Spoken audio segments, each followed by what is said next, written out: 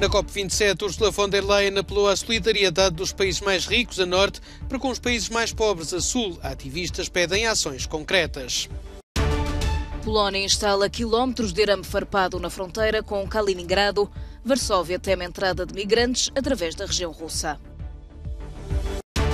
Mesas de voto abertas nos Estados Unidos, eleições intercalares determinam a gestão da segunda metade do mandato de Joe Biden. Na COP27 em Sharm el-Sheikh, no Egito, a Presidente da Comissão Europeia, Ursula von der Leyen, intimou os países do Norte a seguirem o exemplo da União Europeia na ajuda financeira aos países do Sul em termos de luta contra as mudanças climáticas. Von der Leyen diz que a Europa está a acelerar as ajudas no sentido de fazer a sua parte no compromisso de dar 100 mil milhões de dólares em ajuda. Os países do Sul têm recursos em abundância. Vamos trabalhar em conjunto. Por isso, a União Europeia está a assinar parcerias para o hidrogênio com o Egito, a Namíbia e o Cazaquistão. Estamos a ajudar parceiros como o Vietnã e a África do Sul a descarbonizar as economias. Precisamos de atingir os objetivos dos Acordos de Paris e a Europa mantém esse esforço. Vamos reduzir as emissões de gases com efeito de estufa pelo menos em 55% até 2030.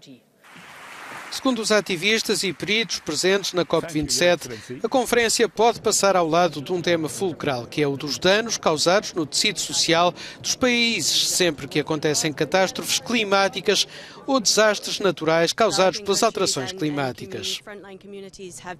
Os países em desenvolvimento e comunidades na linha da frente têm apelado ao mundo das finanças para que olhe para o problema das perdas e danos há mais de 30 anos.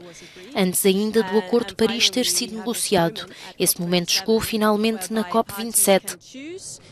Por isso, os participantes têm duas opções. A primeira é ajudar as comunidades na linha da frente a fazer face às perdas e aos danos. A outra é voltar a adiar a ação. Na Europa, as temperaturas neste mês de outubro foram as mais altas alguma vez registadas, segundo o Serviço Climático do Copérnicos. As temperaturas médias estiveram 2 graus acima da média registada entre 1991 e 2020. A emergência climática é uma crise que nos afeta hoje e o drama da guerra na Ucrânia não pode desviar-nos da urgência de resposta ao desafio das alterações climáticas. Palavras do primeiro-ministro português na Conferência do Clima esta terça-feira. As consequências desta guerra só nos têm demonstrado quão necessário é acelerar a transição energética e diminuir a dependência dos combustíveis fósseis. Devemos esta transição às nossas populações, ao resto do mundo e às gerações futuras. A ambição de Portugal é passar de importador de energias fósseis para exportador de energia verde, mas para lá das ambições há responsabilidades que têm de ser partilhadas. Destaco nesse âmbito, não podemos obviamente esquecer também as nossas responsabilidades no esforço global de financiamento.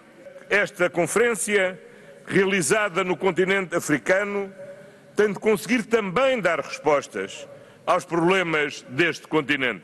Desafios sublinhados também pelo presidente cabo-verdiano.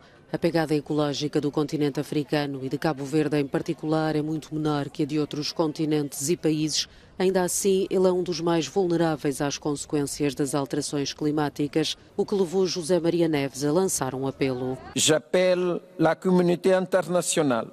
Apelo à comunidade internacional que considere a possibilidade de transformar a dívida dos pequenos Estados insulares em vias de desenvolvimento, em investimento climático, na educação, na saúde e na luta contra a pobreza e contra as desigualdades. Et dans la lutte contre la pauvreté et les inégalités.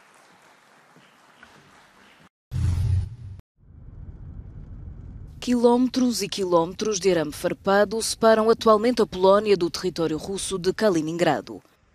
Varsóvia teme que por aqui a Rússia faça passar não bombas, mas migrantes provenientes do Médio Oriente.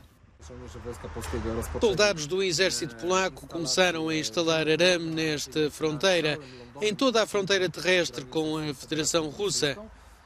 Estamos também a planear construir uma barreira eletrónica nesta fronteira com a Rússia. Alguns analistas admitem a possibilidade de a Rússia querer abrir uma nova rota de migração.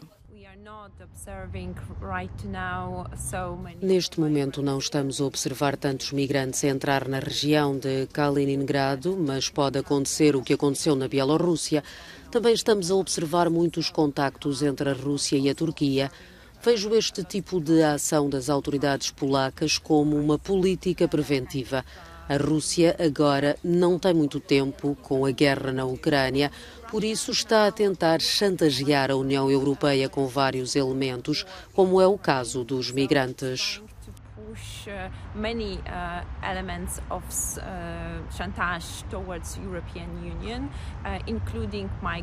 Migrantes usados como arma de arremesso entre a Rússia e a União Europeia. A situação está já a preocupar várias organizações humanitárias.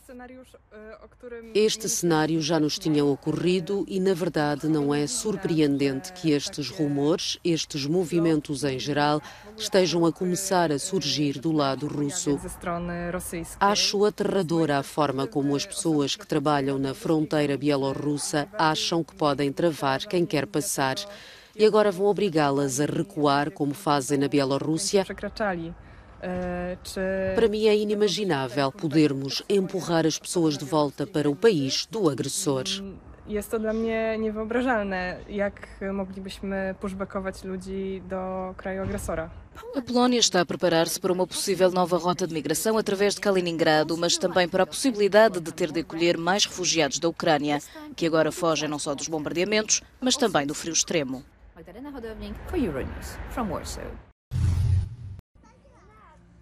No Jardim Zoológico de Mykolaiv, no sul da Ucrânia, os visitantes podem ver os animais dos 4 cantos do mundo que aqui vivem, mas também ver os restos de um rocket russo que caiu há pouco tempo. Para quem passa por aqui, serve para lembrar que esta é, apesar de tudo, uma zona em guerra. O zoo é das poucas infraestruturas de cultura e lazer que restam em Mykolaiv. A linha da frente não está muito longe. Este é um sítio maravilhoso para nos distrairmos da guerra, relaxar, passar tempo com a minha filha, entretê-la, fazer com que se interesse pelas coisas e ensinar-lhe algo. O jardim infantil deixou de funcionar. Assim tentamos ensinar-lhe o que podemos. Manter o Jardim Zoológico aberto em clima de guerra é um verdadeiro desafio. É preciso, ao mesmo tempo, garantir a segurança dos funcionários e visitantes e também o bem-estar dos animais. Nada pode faltar. Yuri e a equipa sabem que é essencial que os animais tenham água, comida e medicamentos. Explica o diretor do zoo que não há água potável na cidade e a água que corre nas torneiras vem de um estuário salgado. Por isso, precisam trazer contentores como este com água potável. Instalaram um em cada um dos departamentos do zoo. O zoo mantém-se em funcionamento graças à ajuda de voluntários, tanto ucranianos como estrangeiros, além do apoio dado por zoos do mundo inteiro e aos bilhetes comprados online por pessoas de vários países para ajudar a instituição. Em tempo de guerra, os responsáveis pelo zoo mantêm as portas abertas todos os dias, até porque este é um lugar muito especial para os habitantes de Mykolaiv. Traz memórias preciosas e serve de escape à realidade do dia-a-dia, marcada pela violência e pela destruição. Yuri diz que todos os dias se despedem das pessoas com esperança de as voltar a ver no dia seguinte. É assim a vida agora. O grande desafio para a sobrevivência do zoo chega no inverno. A estrutura de aquecimento e fornecimento de energia é frágil e vive constantemente ameaçada pelos mísseis russos. A direção promete fazer o possível por proteger os animais, mas não sabe se vai conseguir. Estão abertas as urnas para o voto presidencial nos Estados Unidos nas chamadas eleições intercalares.